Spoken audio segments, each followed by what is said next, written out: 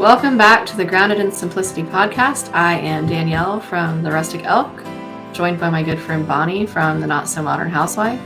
And this week we are talking about feeding livestock on the cheap. So, animals are expensive to feed, and they're getting more expensive to feed because there are grain shortages. And we've had no rain here in lovely Indiana, so expect more. Well, yeah, I mean, here we are. We normally, in Florida, we normally start cutting hay in May. Here we are the end of June, and no one has started cutting hay yet.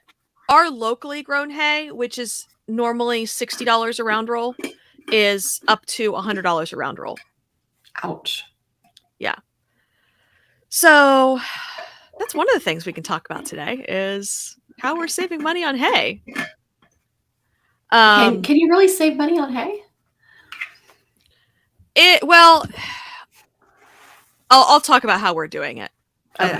I think we get into that, right? Well, sort of, kind of. Let's just say we're stretching our hay budget, but it's still not doing a whole lot for our grain budget, because that's going up. And I mean, we do pretty well because we buy from a local mill, and they're half the price of like bagged feed from Tractor Supply. But I mean, even theirs has been going up, and yeah, it's getting more and more expensive. Well, I think, I think we have to think outside of the box when it comes to feeding our animals because, like, if you really think about it, commercialized pelletized feed is not really the norm, and it's not something that's been around all that long in the grand scheme of things. And even though it was around in some form for, for over 100 years, people couldn't afford it. So it's fairly new to think that you have to have this, like commercialized specific diet for your animals when we used to just feed them out of the backyard. Right. I mean, and I will say, like, there are pros and cons.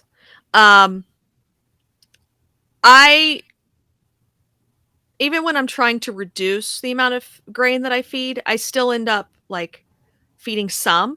I just try to find other ways to supplement it. Because what we have noticed, and it's probably more of a recent thing too, we kind of expect more production from our animals than we have historically. Right. I mean, and a lot of this is we've gotten spoiled by the grocery store. Like, we expect the milk to be free flowing and the eggs to be available 365 days a year, So we've tracked egg production when we've changed different feeds with our chickens and things like that. And we definitely see the best egg production with grain. But I also think that there is a balance that can be struck there where I don't necessarily need top production from my chickens, because when they're giving me top production, I have more eggs and I know what to do with. But I think that there are ways that I can cut my feed bill and still have enough eggs. Right. Well, and you think about like these hybridized meat breeds and stuff like Cornish cross, they have to have grain. Like, you can't raise them just on free range pasture. And so I definitely think I agree with you that we've kind of developed this, I don't know, where like even a lot of cattle, like dairy cattle and stuff, even, like some of the heritage breeds and things like that, they've been fed grain for so long, for so many generations, that most people can't even just pasture their dairy cows. They have to give them some grain ration, at least when they're in milk. So we've kind of made ourselves dependent on it. Yeah. I mean, and I know like we were looking at a dairy cow, I think it may have been last year or maybe the year before. And just a lot of it really comes down to bloodlines. And so it comes down to like selecting for the qualities you want. And she was just one of those cows when she was in milk, it didn't matter how much you fed her, everything was going into her milk production. And so you could just be dumping pounds and pounds of grain into her, and she was not going to gain an ounce as long as she was in milk. Right. And personally, that's really not a bloodline that I would want to perpetuate. Right. Like I would prefer a cow that's going to be able to maintain their condition, Right. while also, producing the milk that we need. But I also don't need a cow that produces 10 gallons a day. Right. So, but, you look at the commercial side, just to be able to pay their bills and keep the lights on, they need those cows to be producing 10, 20 gallons a day. Right.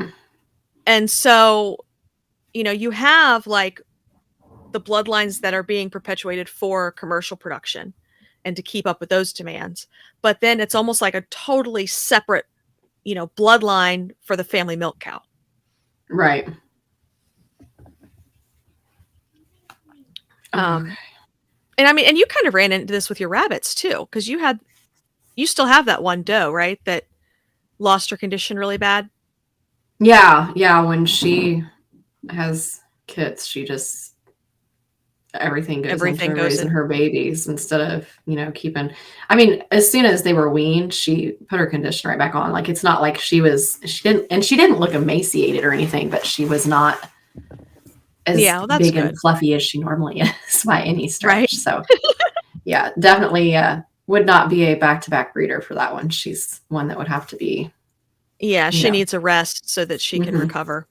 right. Yeah. So anyway, but yeah, I guess that's something else to think about when we're talking about feeding livestock is paying attention to those animals that can convert the feed the best, regardless of how you're feeding them.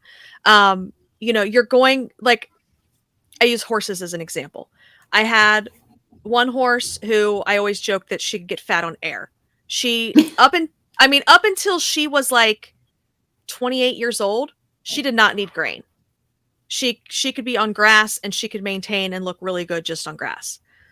But then I have had other horses that like would look emaciated if they were not getting 10 pounds of grain a day. Right. So if you are trying to feed less grain, then really pay attention to those bloodlines. And like if you are buying from a breeder, trying to find a breeder that is selecting for animals that can maintain on pasture and less grain.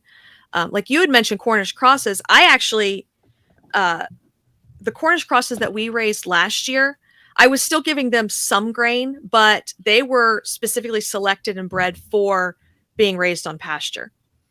And I do know one other producer who uses the same chicks from the same hatchery and just raises them on pasture and granted, she has massive chicken tractors and she's moving them every day. So they have plenty of fresh ground and they can get what they need. Right. And a lot of this is going to come down to the amount of space. If you have a smaller space and you're going to have to find other ways to supplement and you're going to have to do more supplementation if you don't have like the pasture space. But Right. We did some Cornish cross and some heritage Cornish this year that are kind of more of like, I don't know, they looked a lot more like Freedom Rangers, but they weren't. And okay. They actually grew out almost as fast as the Cornish cross did. And they were a lot better at converting feed, like the amount that we fed them versus the ones that we fed, how much we fed the Cornish cross. We had to feed them less feed, and they ended up almost the same size as the Cornish at the same age. Oh yeah. They were Well, like and less than a pound. Yeah, we raised kosher kings last year. And I really do want to run like a trial of raising the Cornish or the Cornish crosses next to the kosher kings at the same time and really compare the feed conversion and the growth rates. We ran out of freezer space before we got a chance to butcher the kosher kings. But honestly, like the hens out of from those kosher kings, because we just got straight run chicks, have been some of my favorite layers. Like they are a nice big hen that lays a nice, I mean, because they're crossed with barred rocks. Right. And like we've got one in particular that she just looks like a really big, full barred rock hen. And I'm like, heck, I would raise a whole flock of those just as layers because they have a bigger body, better capacity for egg production, they're laying really nice large brown eggs, and they're good foragers. But anyway, we're still not talking about feeding livestock. Okay. So first up, how we save money. This is a big one for us, and I mentioned it before, is finding a local feed mill. I realize they can be hard to find in some areas. Especially if you're in a more urban area, the local feed mills are usually more in your rural areas, or areas that have, suburban areas that have built up around rural areas. But which is like everywhere. Yeah, I mean, I know, like, we had one in Central Ohio that, I mean, it's still there, and just to see them, like, they're really a fairly small feed store, but they supply so much grain to, like, the Tri-County area, and every farmer I knew was getting their grain from Failers one way or another. Like, even the dairy was getting it. They had a cart that, or I don't know, or it's like a hopper that they would take to Failers, get it filled full of corn, and then he could just come and, like, open up the thing and fill the buckets. And so I think the catch to local feed mills is they usually have a minimum, and that minimum can be quite yeah, I think it depends, because I mean, all the mills I've known, you could still buy 50-pound bags of feed. It's just, if you're, and we'll get into talking about buying in bulk in a minute, but it was if you wanted a custom blend or if you wanted to buy in bulk, then it got more expensive. But even if because I mean, how many bags of feed? We're probably buying close to 1,000 pounds of feed every 2 weeks. Dear Lord, what the heck are you feeding? Pigs, chickens, and goats. Yeah, I mean, maybe more like 750 pounds, but yeah. So, but I'm still buying it in 50-pound bags. Right. Because they're easier for me to store and move around and everything. I could buy in bulk and put it in the 55-gallon drums, but you have to have a front end loader on your tractor, and I don't have a front end loader to be able to move the barrel around. Okay. Sorry, I just pretend to be a farmer. I don't, anyway. We'll go to buying in bulk because it kind of goes along with the local feed mill. If you find a local feed mill, a lot of them have bulk buying options available, where you can buy copious amounts of feed. Like, you have to, like every local feed mill around me, you have to buy in bulk, and they have 1,000-pound minimum. So they don't have it by the bag at all? Not the feed mill near us, no. Oh, wow. That really surprises me. You have to have your own containers, and you have to buy 1,000 pounds minimum. Wow. Yeah. And this is chicken feed that they mix. Like, it's not, like, lots of people around here use it. But I will mention that the catch to buying in bulk is you can only keep grain around for so long before it starts to mold, and you don't want to feed your animals moldy grain. So you have to make sure, first off, that you're storing it properly. And second off, that you're not storing so much of it that's going to be sitting around for more than like 3 months. Because especially in the summer here, and I would imagine in Florida all the time. Well, that's Florida. That's why I only buy 2 weeks worth at a time. Right. Now in the winter, I can buy a month's worth at a time and be fine. But even within 2 weeks, we're starting to see mold. Right. Be just the condensation and everything. Yeah, you get all that humidity and the change in temperature. Like, up here, we went from 48 to 90. And so you get a lot of condensation. So we have airtight containers, and they do pretty good. But I still, honestly, they say 3 months, but I'd say I wouldn't go more than like a month at a time. Yeah. Storing our grain in the summer. Even going more than a month, you're looking at the possibility of weevils and grain moths. Like, it's not just mold. So there's definitely other issues.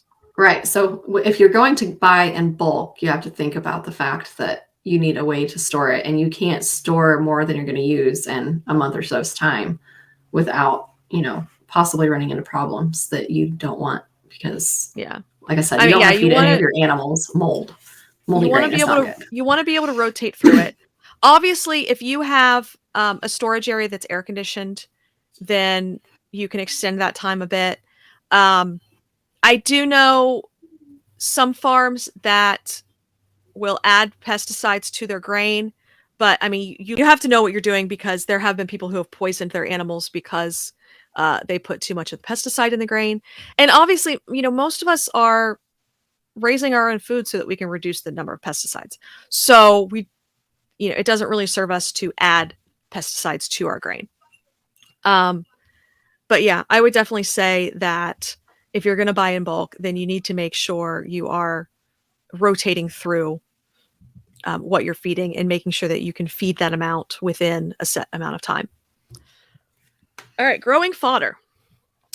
I know we've done this to a limited degree with our poultry. We did it more so for the rabbits, probably because the chickens and turkeys eat a lot more than the rabbits do. Actually, the turkeys were afraid of the fodder. Like, you would think that we just put a snake in their feed bucket. Oh, wow. I mean, turkeys aren't known for being the brightest.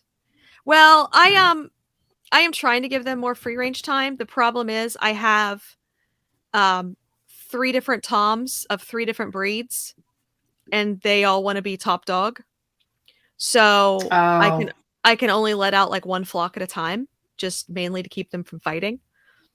Yeah. We actually, I shouldn't say we free range them, but they're in tractors. Oh, okay. And so we just move the tractor around every day. We're using the tractor that we had our meat birds in. And they're all going to go in the freezer because they are all male but 1. Oh.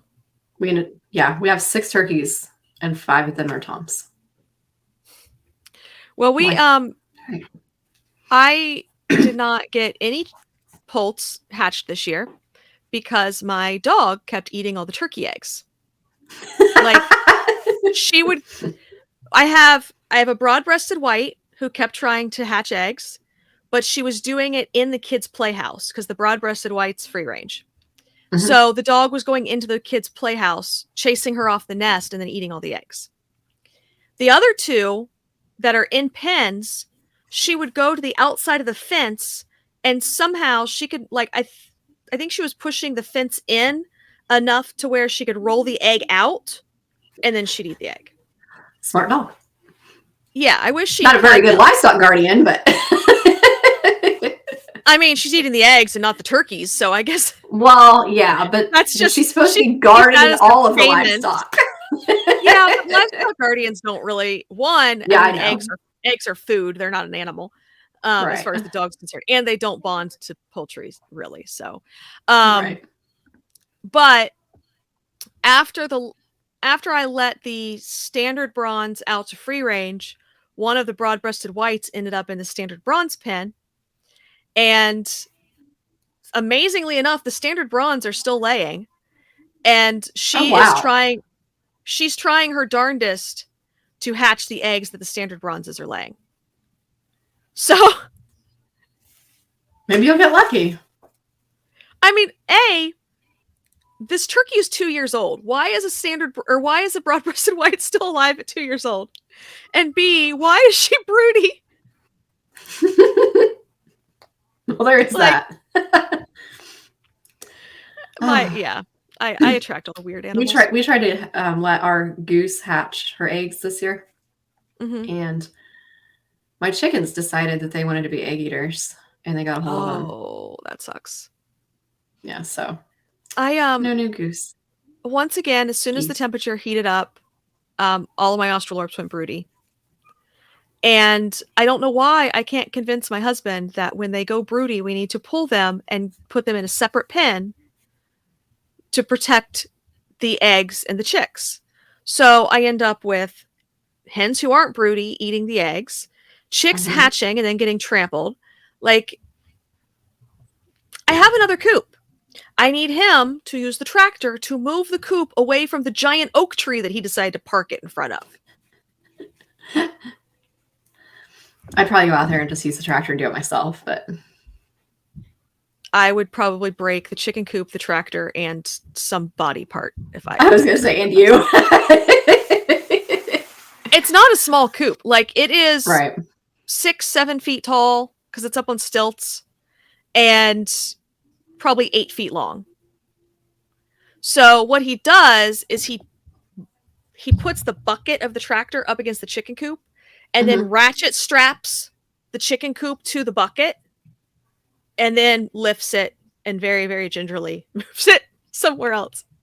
But we also need to like figure out why our hydraulics on the tractor are leaking. So there's also that. And just the coop needs cleaned out from the last time we actually had stuff in it. But there's, in the next podcast episode, let's talk about the never-ending list of chores that come with having a homestead. We can All do right. that. So anyway, we can do it while I'm on drugs.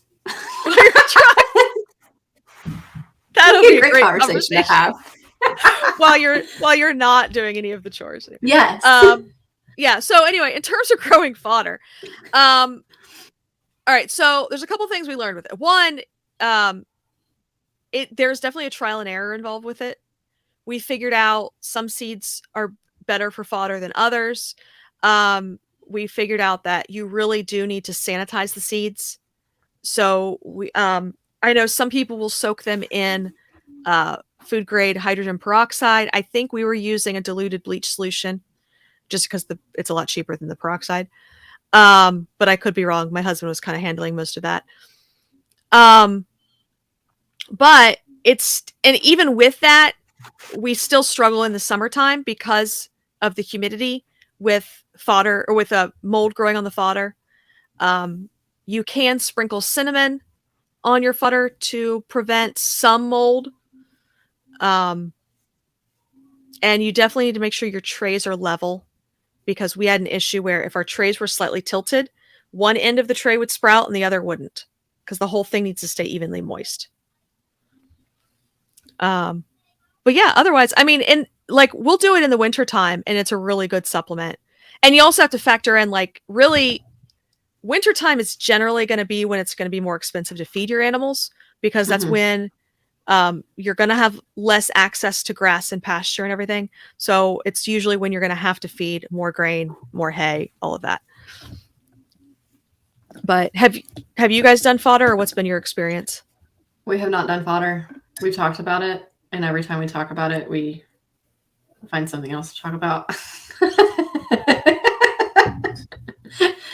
So we have not gone into it. And plus, I'm sure it's cheaper, but at the same time, like, seed isn't super cheap when you're talking about, seed for fodder, and you have to use grow lights and, just the whole thing. Like, I don't know if it's going to be worth the hassle for us, because I think that you could probably, because I mean, we do all of ours outside.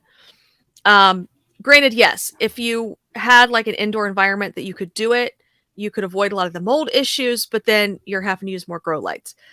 You could probably even set up like a cheap greenhouse, or, a high tunnel or something, or not even a high tunnel, but just like, you find me something that's cheap in today's world. Well, okay. Alibaba.com. You just have to wait 2 months for it to be shipped from China. And it's still not cheap. Like, it's not as cheap as it was 2 years ago. So there is that. No, but that's mainly because of the shipping. Yeah. But yeah. One thing I will say is my husband absolutely trashed all of the grow trays that he was using for the fodder. So I would recommend, like, if you're seriously going to do it, go to Bootstrap Farmer and buy the really high quality trays that aren't going to crack easily. They are going to be a lot more expensive, but they're going to last you a lot longer, because I mean, you're going to be rotating through trays of fodder on at least a weekly basis. Let's move on from growing fodder. Okay. Fermenting feed. Again, we ran into a lot of mold issues doing this in the summertime. And so a couple things. I definitely noticed a drop in egg production when I did fermented feed, which was my biggest reason for not. Yeah. That was my biggest reason for not sticking with it. But the other thing is you need to like gradually introduce it to your birds, because going from being fed a dry feed to being fed soaked grains, a lot of birds don't want to eat the wet grain. So no, chickens hate water. well, so if you that's where I've always gone with it. Like, yeah, because they don't like water. Like if our grain gets wet, like if I don't have it underneath, because we put it underneath a stock tank, and if I don't have it there and it happens to rain and it gets wet, they won't touch it. They'll just let it sit there. My turkeys. So that was always my hang up with. Yeah, mine do too. But turkeys are stupid. So. I mean, granted, my ducks love it. Yeah, it's kind of one of those things. It just depends on the animal, I think. My pigs loved it. Ducks loved it. Chickens, I eventually coaxed into eating it, but again, I saw a huge drop in egg production. And with fighting, but I wonder if it was they weren't eating it as well. That's possible. I mean, we got to a point where they were eating it pretty well, but I still wasn't seeing the egg production. Right. To us, and okay, so this is kind of going back to local feed mills. So my mill has a mix that they will do that is an 18% layer, and you can choose whether you want it pellets, crumbles, ground, or cracked, or mash or cracked. And I will actually do the cracked, since it's still like partially whole grains. Mm-hmm. And I have actually found my best laying with having whole grains in their feed.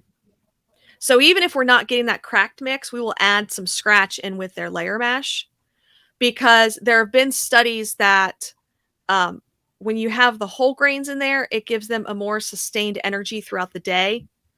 And so you have better egg production.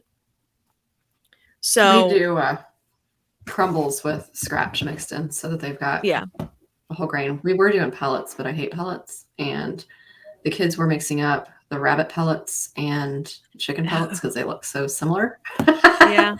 The goat grain is like whole grain. So that wasn't a problem. But the rabbit, I mean, it's darker, but it still looks really, really similar. So yeah, that's tough. We went to crumbles. I will usually, if I'm not getting that cracked mix, I will do crumbles, just because if I have chicks or bantams, they can eat the crumbles a lot better than they can the pellets. So, but yeah, and I mean, in general, like I like the cracked because I can see what's in the feed too. Right. And the only thing, like, I know a lot of people will argue that whole grains in the summer will increase their body temperature. And I haven't noticed that with the cracked. I don't know in terms of like having a whole lot of whole grain. People have said the same thing about alfalfa, and I still feed alfalfa without problems. But anyway, I think you have to feed what works for you. And I mean, and you can try. Well, yeah, you can try any of these, and trial and error, and go through them and see what works for you, what has the production from your animals and gives them the condition that you want. Right. And then, and of course their food preference. I mean, animals are individuals too. And right. I mean, good grief. I've got 2 cats that think they're going to starve if you don't give them canned food. So even though there's dry food in their bowls, I mean, it's, right. You figure out what works for you. Okay. This episode was brought to you by Kitchen Botanicals, your sustainable gardening headquarters. Stop by kitchenbotanicals.com and get a look at our 2022 seed varieties, as well as supplies and pest control products to help you with your organic garden. 2022 is a great time to take care of yourself with our Pampered Gardener subscription box. Every month, you'll receive all-natural self-care products, untreated heirloom seeds, high-quality garden tools, organic garden amendments, cute and practical practical supplies, and fun products that we know you'll love. This is your opportunity to take care of yourself in the garden. I started the Pampered Gardener subscription box because I had gone through a time of not taking care of myself and dealing with the stress that it put onto my body. I was ill, I was tapped out, and I felt like I couldn't possibly pour any more out of my empty cup. So I created the Pampered Gardener subscription box for women like me who wanted to get back to what they enjoy, but also wanted to love themselves. So we've put together this collection of gardening and self-care products that are geared towards women who love to garden. You'll get things such as gloves, lotion, bags, hats, sunscreen, mosquito repellent, things that you can actually use, but also things that you'll enjoy. And don't worry, there will still be plenty of gardening tools, seeds. We've created a subscription box like no other, by gardeners for gardeners. Order your own box today. Yep. So next up, and this is, except for when I have foxes using me as a food source, free ranging is definitely the biggest thing I've found in terms of being able to reduce the amount of grain that we feed. Your chickens. Well, I mean, anybody. And poultry. Well, but you can't really free range a cow or a pig or not like free range. You're just going to let it run amok. All right. Pasture. Well, my horses are currently running amok. What's your point? Well, okay. So free range / being on pasture. The more pasture you have, okay, fair enough. The less grain you're going to have to feed. I mean, because most of the animals that we're raising, they're really designed to be more on pasture and less on grain. We have given them grain to be able to raise them in our smaller confined spaces that are more convenient for us. Right. Well, and if we're talking like heritage and commercial breeds, like heritage breeds are definitely going to be more able to free range than like more commercial breeds, kind of like the Cornish cross thing. Like if you're just getting typical Cornish cross from your, Rural King or whatever, then they're not really set up to free range so much. They're kind of stupid. They're stupid. They're lazy. They have leg issues. But again, it comes back to the selective breeding and breeding for the traits that you want. So you can have two different Cornish crosses, but if one has been bred for and selected for being raised in a confined environment versus being bred for and selected for free ranging, they're going to be the same breed, but two very different birds. Right. Same thing if you've got a quarter horse that can get fat on air, or a thoroughbred that has to have a padded stall. And right, and every animal is going to be different. But we feed a lot less to like our chickens and our ducks than that are free ranging than we do the ones that are confined and run, of course. Mm-hmm. And I guess especially up here, I don't guess it's so much in Florida, but we can only free range part of the year because there's not really anything for them to eat in the winter. Well, and even here, yes, we can have them out, but everything's brown. I mean, there's still going to be some bugs. There's going to be some stuff. If you are raising, say, a meat animal that you have kind of a timeline that you want to butcher them on, the more they are free ranging, the more calories they are burning as well. So it may end up taking a little bit longer to grow them out. So even with our Cornish crosses, we noticed this, it was like 11, 10 weeks before they were the size we wanted to butcher them. Right. We noticed that with rabbits. If we, put them in tractors on grass, it takes quite a bit longer than it does if we, feed them pellets and hay. Right. So yeah, I mean, there's going to be pros and cons to it. But if you're talking just in terms of like the money you have to put into them, if you're feeding less grain or even no grain, but it might take you a couple extra months, that might be worth it to you. Now, if your whole system is based off of being able to turn over, and you can't turn over as many animals each year because it's taking longer to grow them out, then that may also be a factor. Right. To me, like a lot of times, like I have friends who raise coon pigs, and I raise Yorkshire crosses. And of course, everyone will always tout the benefits of a coon because they can be raised on pasture and you don't have to grain feed them. But it's usually an 18-month grow out period on them, whereas my Yorkshires are 7-8 months.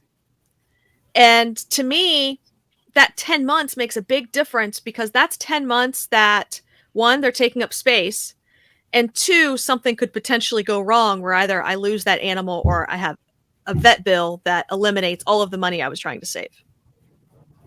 And yeah, but that's like a whole episode in and of itself. Meat. Yeah, I know. Because now you're comparing fast food versus slow food, and it's like a whole different thing. I don't know. I mean, yes and no.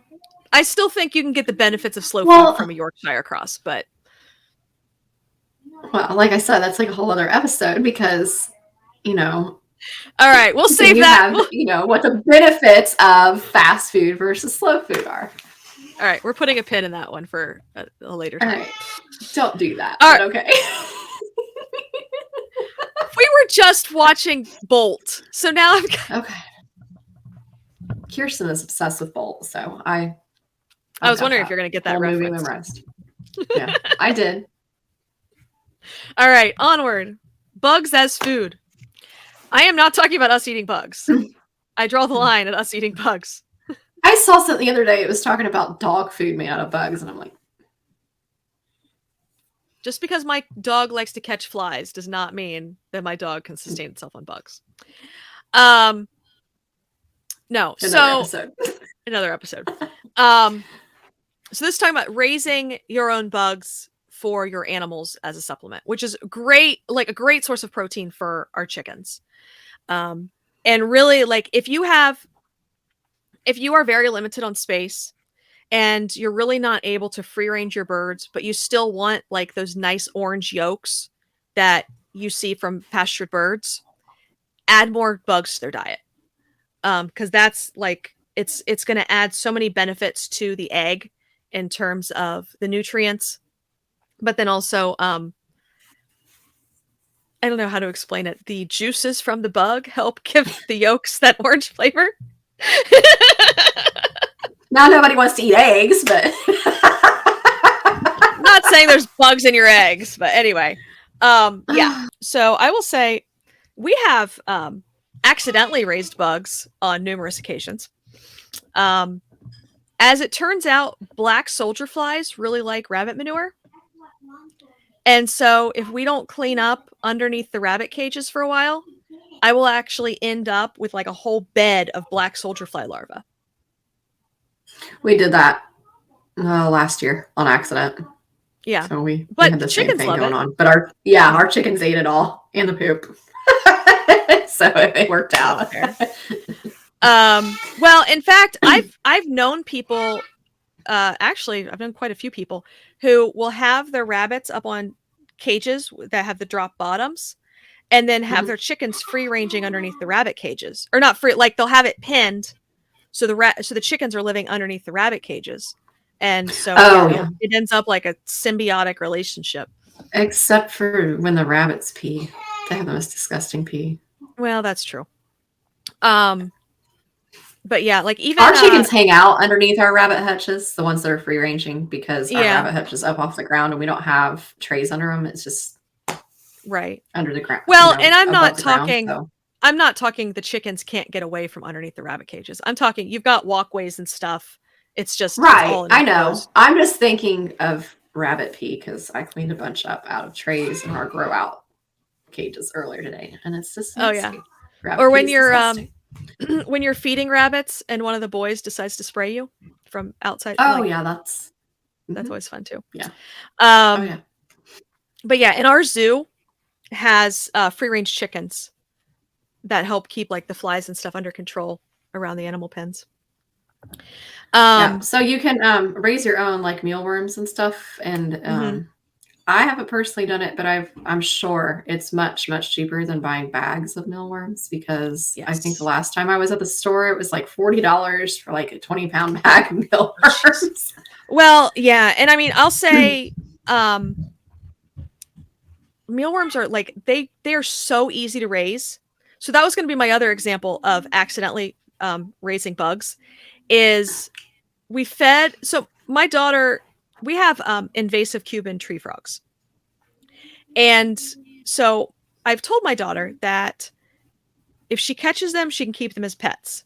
So now I have a terrarium full of Cuban tree frogs, and one of the things that they eat is mealworms. Well, she had gotten them some mealworms, put them in a little feed cup for them, and some of them ended up like crawling out of the feed cup and in the like bedding and rocks and stuff at the bottom of the terrarium.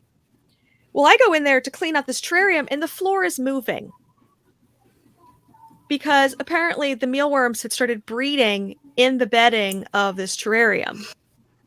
And I now had a terrarium full of mealworms. So we ended up collecting them up. I finally I kind of stuck them out. I mean, not we maintained them for a long time inside the house, and I got sick of having them, so I stuck them outside, and they got rained on and drowned. Aww. I know, I kind of felt bad about that, but we're gonna do a better setup. I'm gonna actually. So the easiest way to do them is, you know, those plastic drawers that you can like organizational drawers you can get from Walmart or some other store, since you don't like Walmart. I don't go to Walmart, but I know what you're talking about. Yeah. So they can't like climb up vertical smooth surfaces. So you can have multiple drawers of just mealworms, and you put the worms in there. You usually use old-fashioned oatmeal as like their bedding material. Mm-hmm. And then just every couple days add like some slices of fruit, and that's all they need. And they will mature. They will turn into beetles. The beetles will have babies and make more mealworms. And before you know it, you have more mealworms than you possibly know what to do with. And then you scoop them out, you toss them to your chickens, and that's your mealworm breeding factory. So that's pretty easy.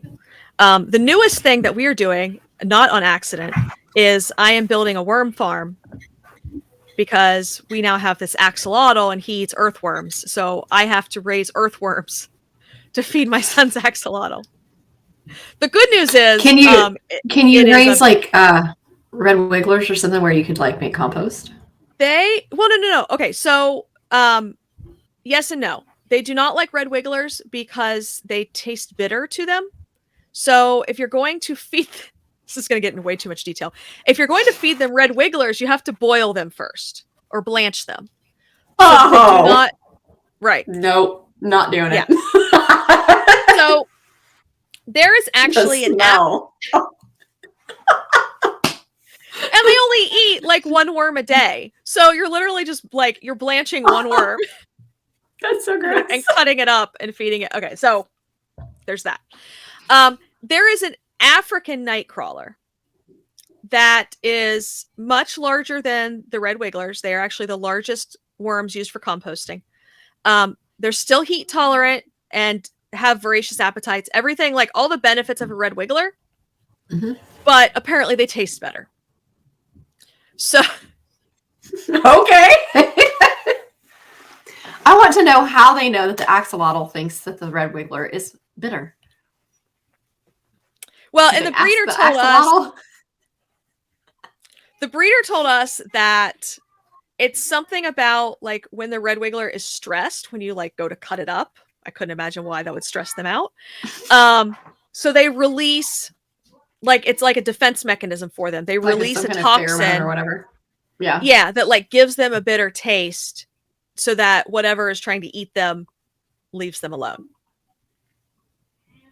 So you have to cut it up to feed it. It can't eat the worm. No, because he's too small. And if you try to feed him a whole worm, he can't eat the whole thing. Like the whole thing won't fit in his mouth.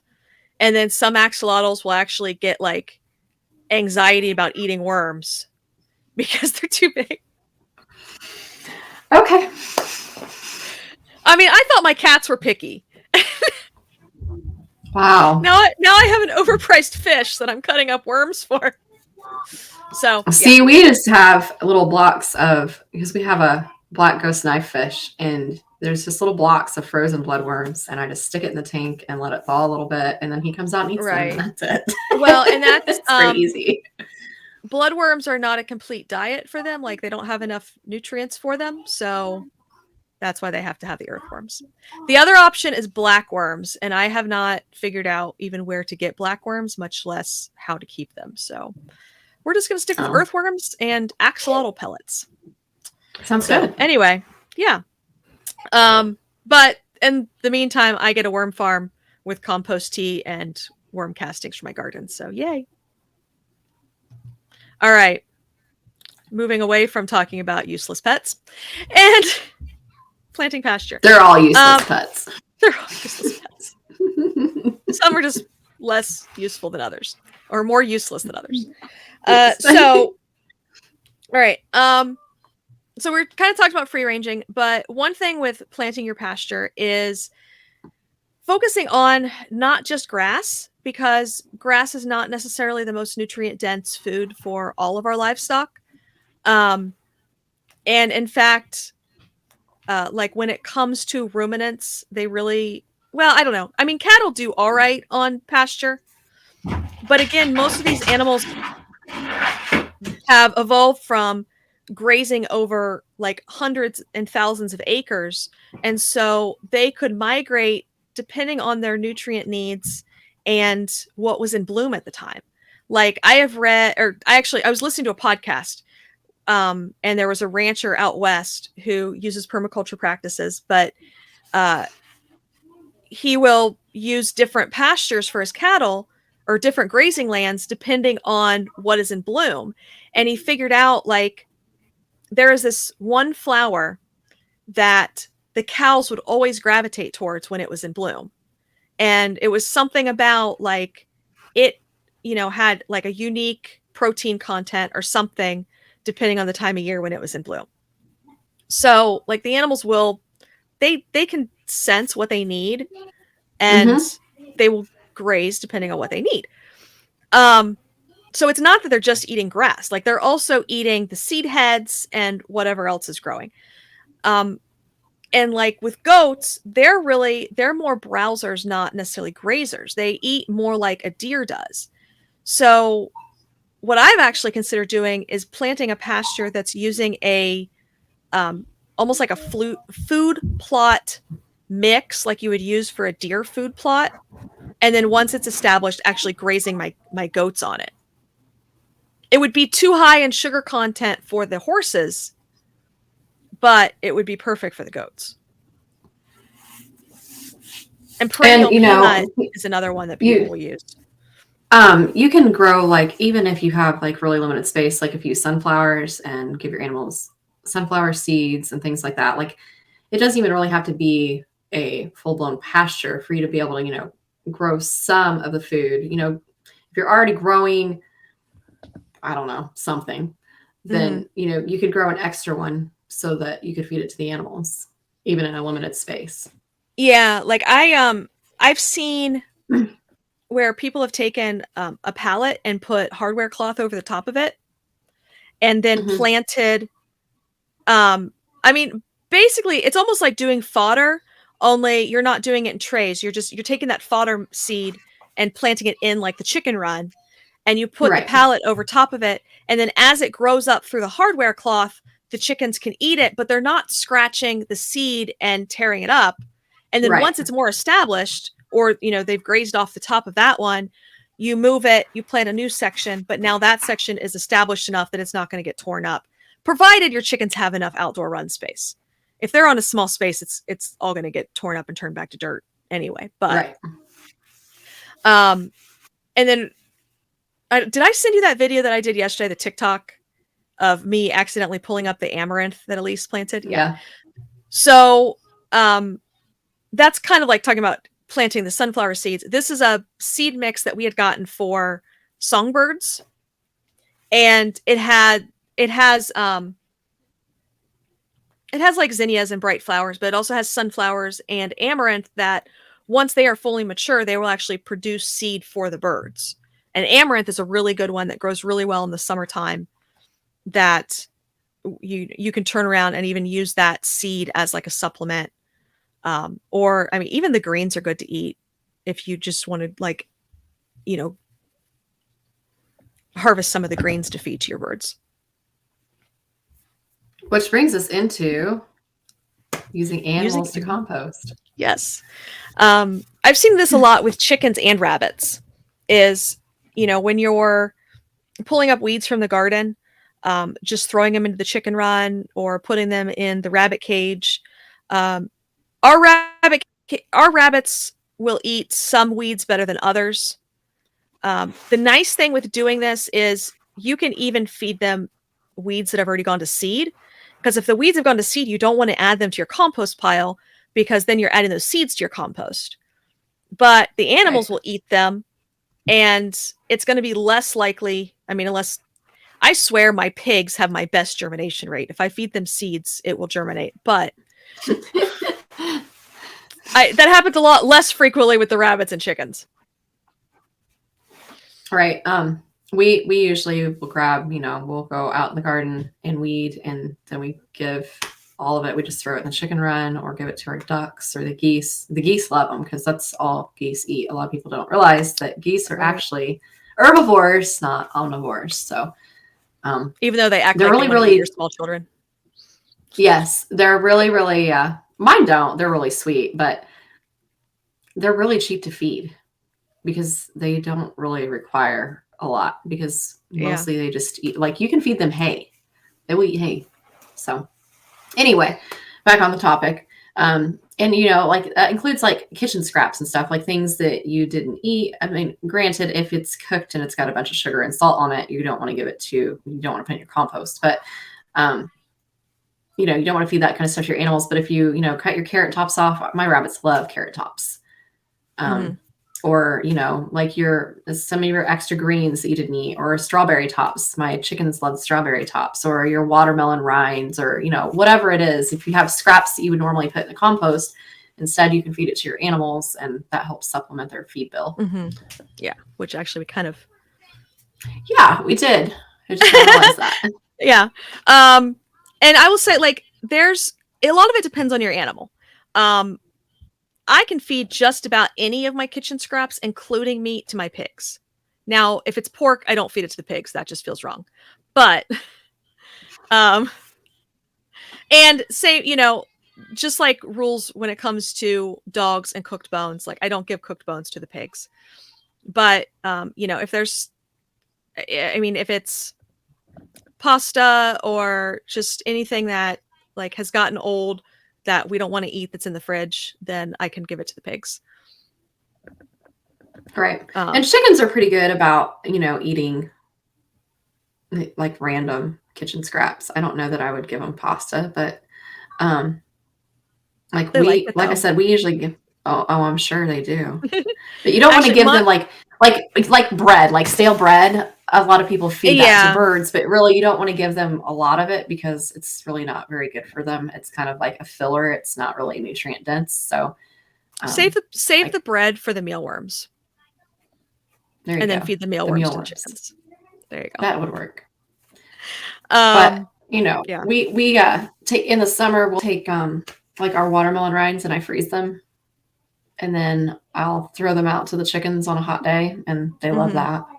We freeze strawberry tops and grapes and stuff like that, like grapes that we wouldn't eat that are starting to get kind of squishy. Yeah, I'll say, like, even if I have a watermelon that is like starting to go bad, like we got a watermelon from farmer's market a couple weeks ago, and I didn't realize it had like a puncture hole in it. I don't know how. Oh. But the watermelon ended up fermenting.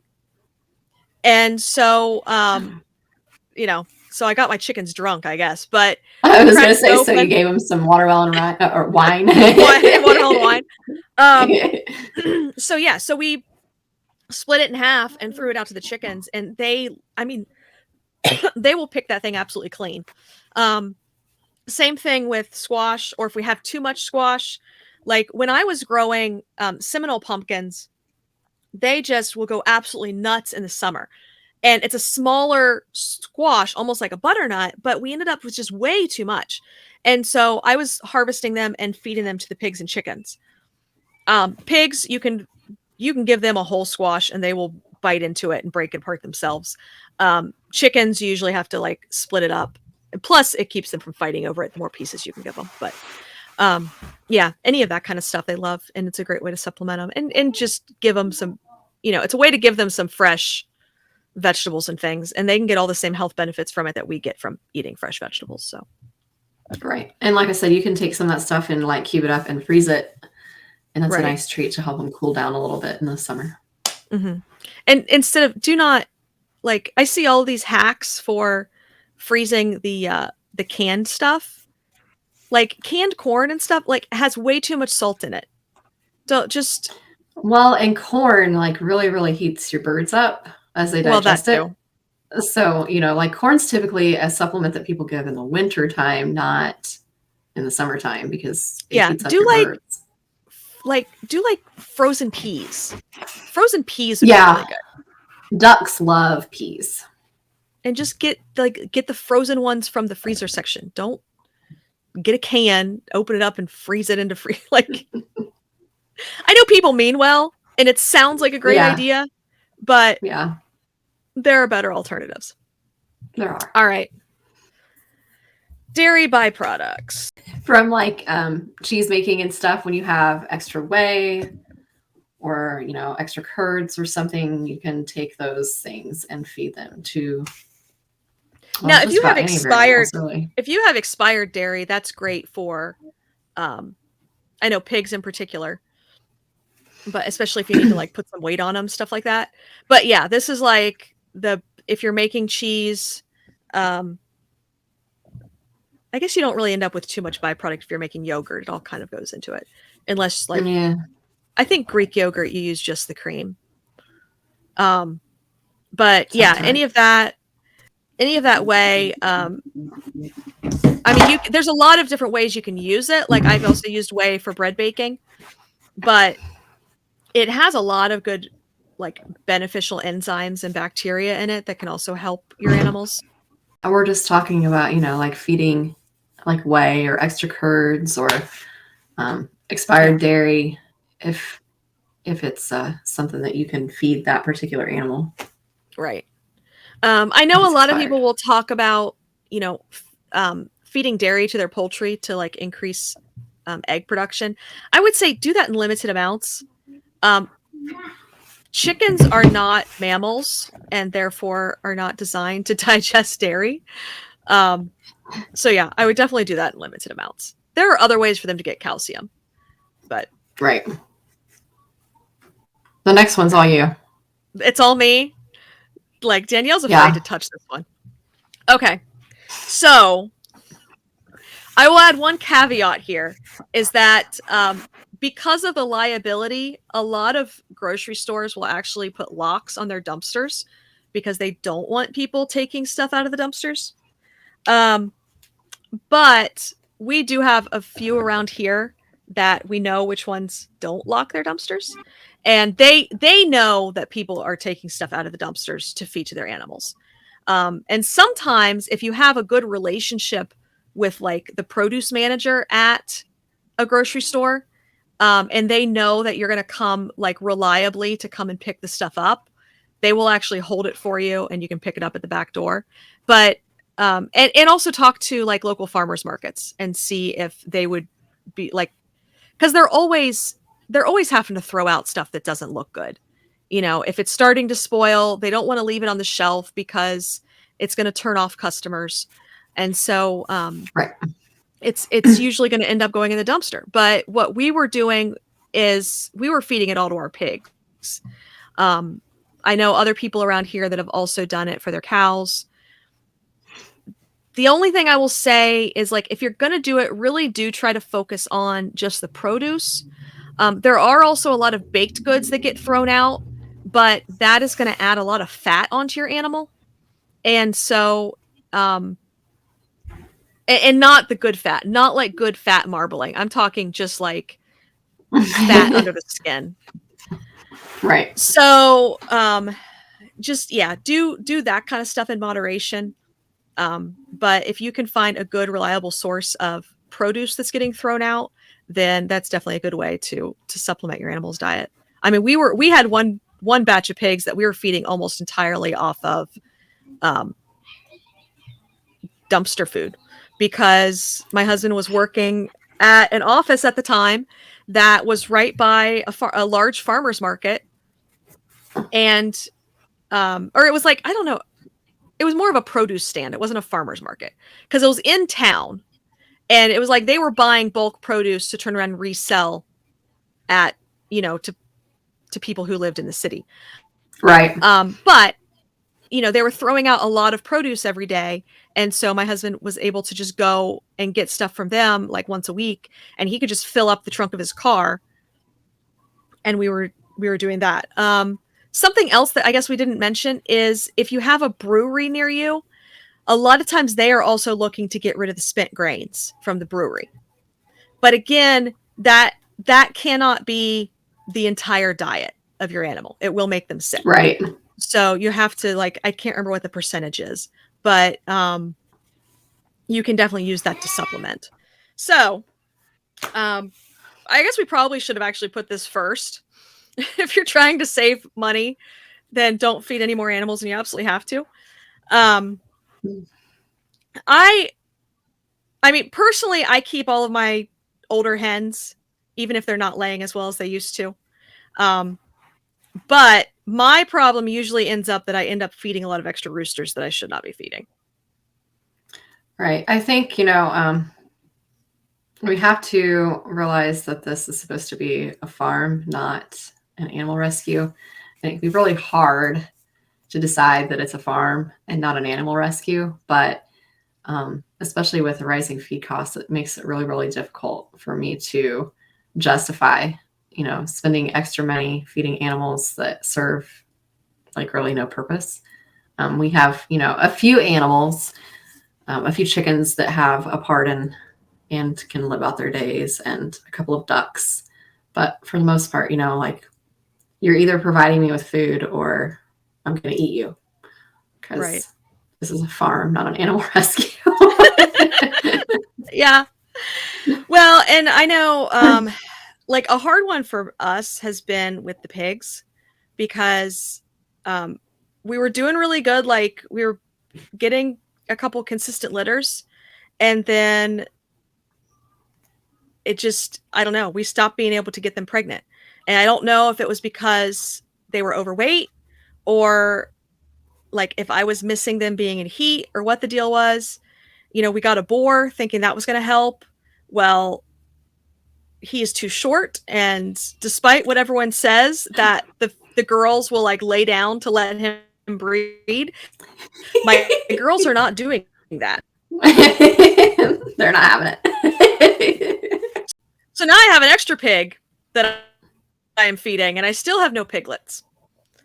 But in the meantime, I'm attached to my pigs, and they're like overgrown dogs that eat. While logically, especially with the rising feed costs, I know they should probably be sausage. Part of me is like hesitant because they're my pigs and I'm attached. Right. And then part of me is hesitant because I'm worried with their age that it's not going to be good sausage. Right. Yeah, there is that too. Like when you especially start on the past boar. a certain point. Right. So yeah, I don't know. It's it's like I said, it's hard. I hate to butcher them, and then it's not good sausage, and then I've wasted. Well, do I just keep trying to figure out how to get them bred? Right. Rabbits or ducks. So hay is beneficial. In general, we like to throw hay. I mean, we'll even throw some hay to the pigs. And for my horses, I really try to have them on. With hay, as expensive as it is, it's really hard for us to be able to do that. Going to the goats and the rabbits, because I can't really free range either of them. So they're getting the hay, and we'll feed the horses their grain, and then we just open up the paddock gates, and they're just going everywhere and mowing for us. Because coincidentally, my lawnmower's broken. All right. So to summarize, ways that we can reduce our feed bill. So we can shop local, buy in bulk. Again, probably going to have to be from a local feed mill.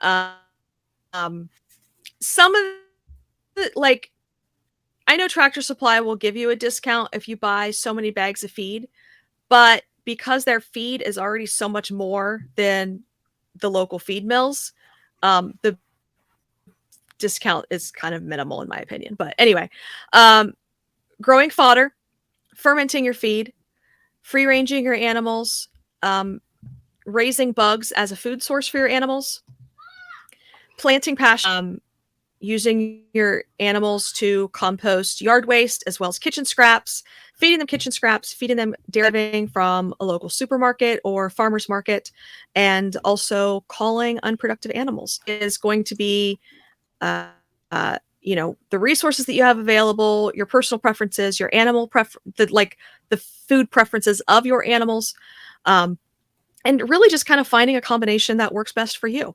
So, it does not look like feed prices are going to get better anytime soon. So really we're all just kind of doing the best we can. For a lot of us, it's meaning a lot of downsizing. I know a lot of ranchers around here that are selling off cattle because they just can't afford to feed them. Right. So yeah, we're going to have a future to generate income to balance out the feed costs. So, I hope that this was able to help you.